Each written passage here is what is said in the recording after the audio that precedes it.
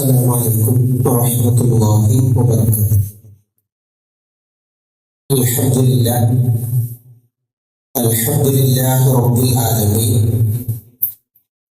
والصلاة والسلام على رسول رب العالمين وعلى آله وأصحابه أجمعين، أما بعد، فاتقوا الله عباد الله. وعن جابر بن عبد الله رضي الله عنه عن النبي صلى الله عليه وسلم قال: إن أفضل الأيام تبارك وتعالى يوم النهر. رواه أبو داود. ബഹുമാന്യരായ മുഅ്മിനീങ്ങളെ, തഖ്വയോടെ ജീവിക്കണമെന്ന് ഉണർത്തുകയാണ്. ഉളഹിയത്തുമായി ബന്ധപ്പെട്ട ക്ലാസ്സാണ് നാം പഠിച്ചുകൊണ്ടിരിക്കുന്നത്. ഖുർആനിൽ ഈദുൽ അദ്ഹ എന്ന പദം ഇല്ല. ഖുർആൻ ഉപയോഗിച്ചിരിക്കുന്ന പദം നഹ്ർ എന്നാണ്. ബലികർമ്മത്തിൽ നഹ്ർ എന്നാണ് ഉപയോഗിച്ചിരിക്കുന്നത്. ഇതെവിടെയാണ്?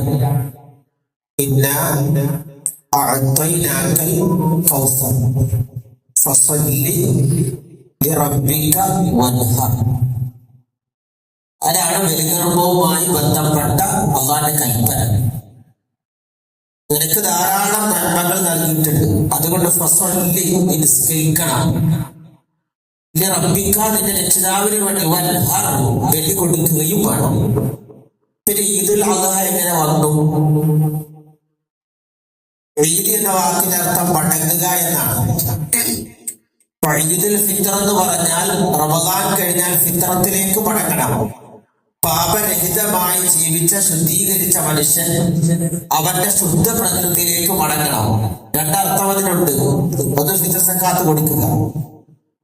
ഇവിടെ ഈദുൽ അദ്ഹ എന്നതിന് ചില പണ്ഡിതന്മാർ നൽകിയ മറുപടി ഒന്ന്, നിസ്കാരം കഴിഞ്ഞാൽ ബലികർമ്മത്തിലേക്ക് മടങ്ങണം. ഈദ് എന്ന് പറഞ്ഞാൽ മടങ്ങുക എന്നാണ്. ഈദ് അദ്ഹ, ഈദ് എന്താണ്? പെരുന്നാളാണ്. ഇന്നലെ പറഞ്ഞതുപോലെ പെരുന്നാളിന് മുമ്പ് അറുത്താൽ അത് ഈദുൽ അദ്ഹ ആകില്ല, ഇറച്ചിയാകത്തുള്ളൂ. അവൻ കഴിഞ്ഞാൽ നേരെ എന്ത് ചെയ്യണം? മടങ്ങണം. പിന്നെ ചില പണ്ഡിതന്മാർ, ഇബ്നു ഖയ്യിം റഹിമഹുള്ളയെ പോലെയുള്ള ആളുകൾ, ശൈഖ് ഫൗസാൻ റഹിമഹുള്ളയെ പോലെയുള്ള ആളുകൾ രേഖപ്പെടുത്തിയത് ഈദുൽ അദ്ഹ എന്ന് പേര് വരാനുള്ള മറ്റൊരു കാരണം ദുഹായുടെ സമയത്ത് അറക്കുന്നത് കൊണ്ടാണ്. അപ്പൊ നേരത്തെ നിസ്കരിക്കണം. ഒരു 7:30 അപ്പുറത്തേക്ക് നിസ്കാരം പോകാൻ പാടില്ല. അത് കഴിഞ്ഞാൽ ഉടനെ അറക്കണം. സല്ലല്ലാഹു അലൈഹി വസല്ലമ മൃഗത്തെ അറുത്ത്, ഫസ്റ്റ് മൃഗത്തെ അറുത്ത് അതിന്റെ മാംസം കൊണ്ടുപോയി വേവിച്ച് ഭക്ഷണം കഴിച്ചു. അത് സുന്നത്താണ് കേട്ടോ. നമ്മൾ ഉദഹ്യത്തിൽ ചേർന്നിരിക്കുന്ന മൃഗമുണ്ടല്ലോ, അതിന്റെ ഇറച്ചി കിട്ടിയാൽ ഒരുപക്ഷെ വിൽക്കണ്ടൊക്കെ വരും. അത് കൊണ്ടുപോയി പാചകം ചെയ്ത് കഴിക്കുക എന്നത് സുന്നത്താണ്. അതാണ് നബി സല്ലല്ലാഹു അലൈഹി വസല്ലം പറഞ്ഞത്, ഇന്നല്ലാഹ അഫ്ളലുൽ അയ്യാമി തബാറക വതആല യൗമുൻ നഹർ. അല്ലാഹുവിന്റെ അടുക്കൽ ഏറ്റവും മഹത്തായ ദിവസം എന്ന് പറയുന്നത് യൗമുൻ നഹർ, അത് അറവിന്റെ ദിവസമാണ്. കഴിവിന്റെ പരമാവധി ദുൽഹജ്ജ് 10 തന്നെ ചെയ്യാൻ നോക്കണം.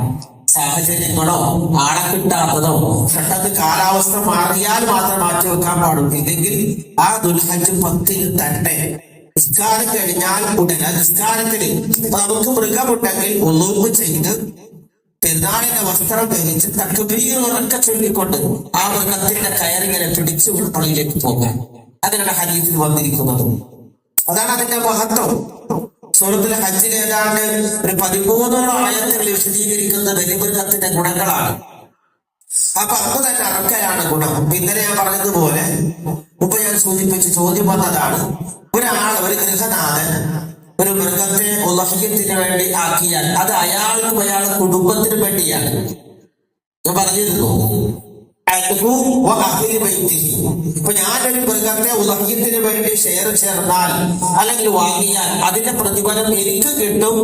ഞാൻ ചെലവിന് കൊടുക്കേണ്ട സംരക്ഷിക്കേണ്ട ആരെല്ലാം ഉണ്ടോ അവർക്ക് കിട്ടും. മാത്രമല്ല ഷേഖ് ഇബ്നു ബാസ് റഹിമഹുള്ളാഹി ഫത്വ കാണാൻ കഴിയും.